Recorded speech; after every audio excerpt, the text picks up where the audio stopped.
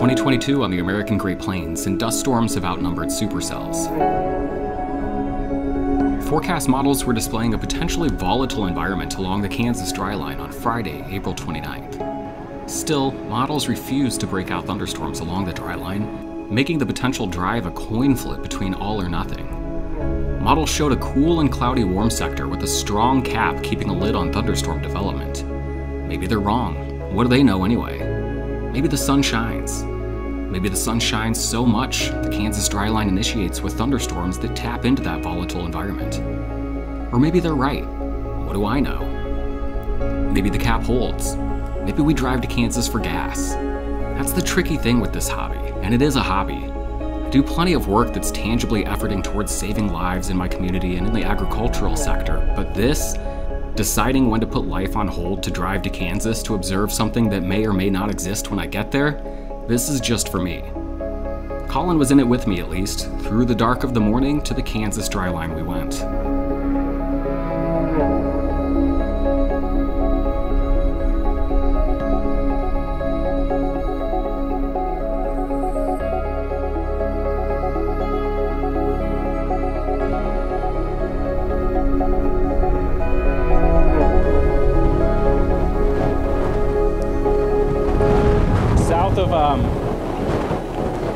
South of Salina, north of McPherson. We've got a couple updrafts that are continuing to try and go. Woo. We've got strong flow just out ahead of the dry line here. We've got these little updrafts trying. They're getting these little shear funnels there. You got the strong vertical motion, the wind shear. You tilt that, you get some little shear funnels going on the bases of those storms. But right now we're just continuing to kind of stay out ahead of the updrafts, letting them organize and wait and see which one's going to be the dominant storm. I saw the last update on radar before I walked out. Zonk.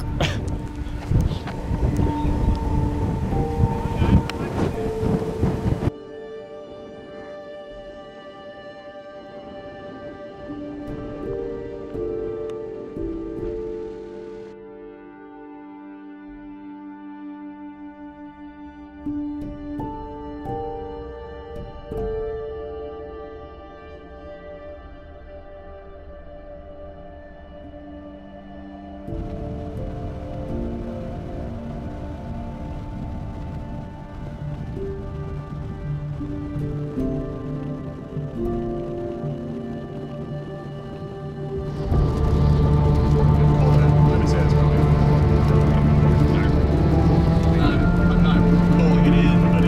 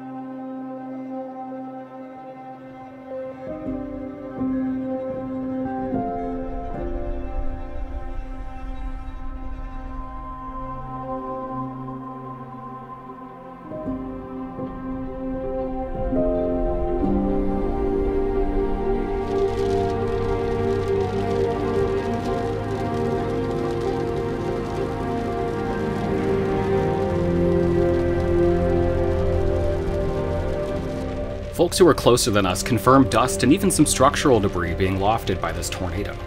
We'd done it. We saw a tornado. But this didn't do it for me. It's not about the tornado when I leave the house. I just want to feel something. The storm tried a couple more times and we drifted right along with it, but the sun eventually set on our hopes for a bigger day. I opened Twitter hoping to commiserate, but instead found myself staring at a photogenic but destructive tornado that had seemingly sprung out of clear air next to a supercell thunderstorm near Wichita, Kansas. What made this tornado so incredible wasn't just the visual appearance, it was the debris that it was lofting high into the air. Homes and places of business for the residents of Andover, Kansas. The mood in the vehicle was quiet. Sometimes you do drive all that way, and sometimes the storms do form, but sometimes you're just on the wrong storm. I've got a whole vlog about that already, so we can leave that alone. But who am I to root for something that can so quickly throw someone's life upside down? At the same time, the storm's gonna exist whether I'm there or not. My life's work revolves around understanding these storms, and there's something to be said about being out there in the open observing the forecast that I made coming together. In a way, it just stinks to miss out. In another way, it's a blow to my ego to be wrong about the forecast or the execution of the chase.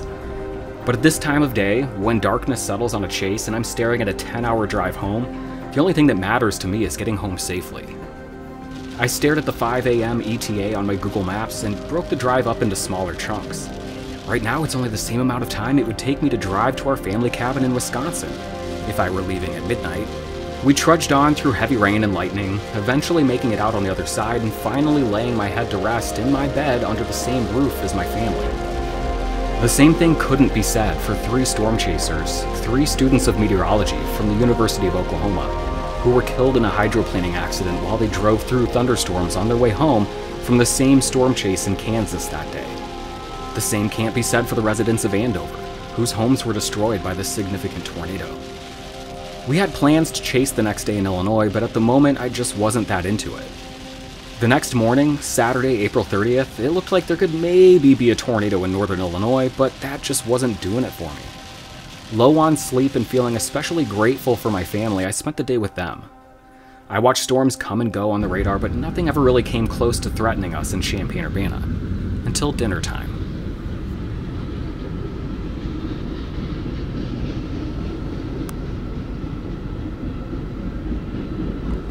Up to Tolono, Illinois, 7:12 p.m. It's been a long day of kind of disorganized convection. You know, a couple tornado warnings prompted across the state of Illinois, across primarily central and northern Illinois.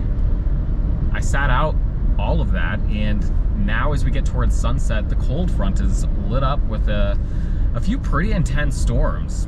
And I think the tornado risk is pretty close to 0 today, or right now, you know, for a few reasons. But I think that we might be able to keep these storms severe for a little bit, maybe even briefly supercellular at times. But I've got a storm off to my southwest near Decatur that is coming up toward me here in Champaign-Urbana.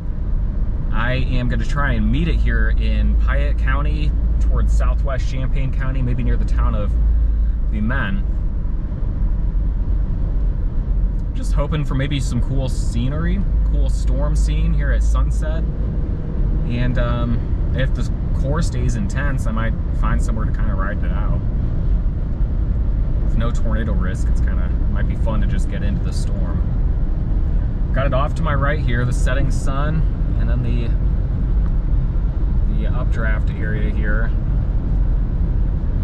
It's kind of an inflow area on the right side, and then you got the main updraft right here. Gonna be turning here. These folks are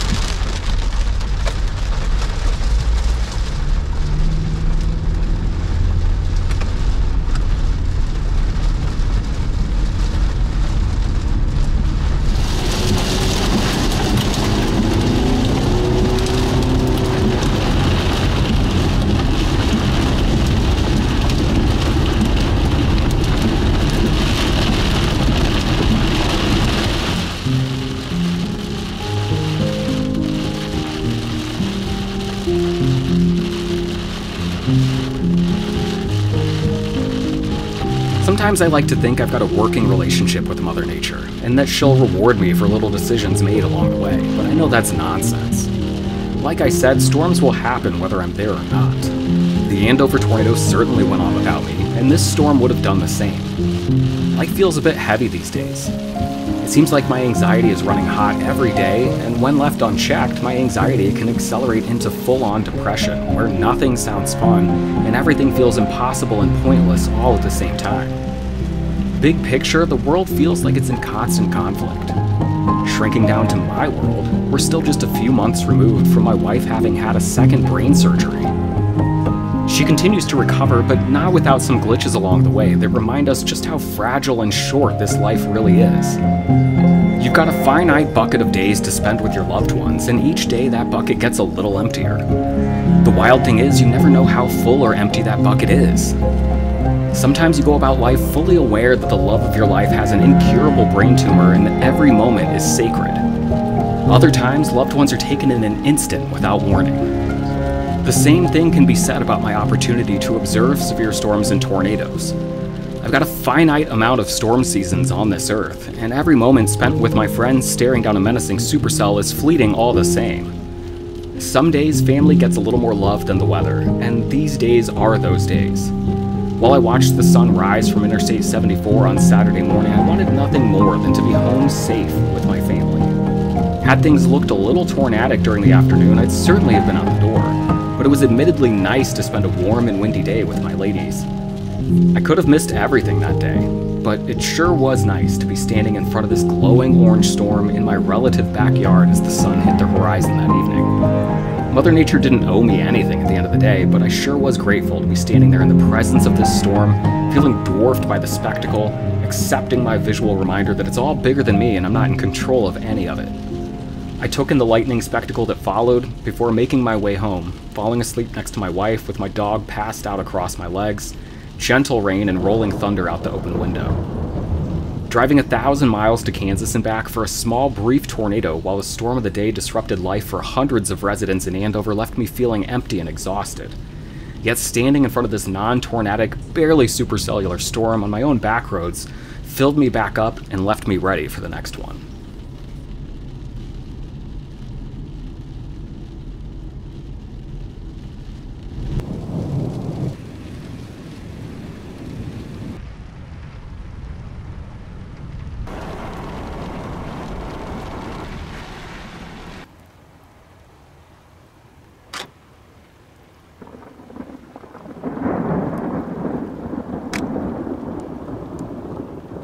Until the next one, keep your head in the clouds.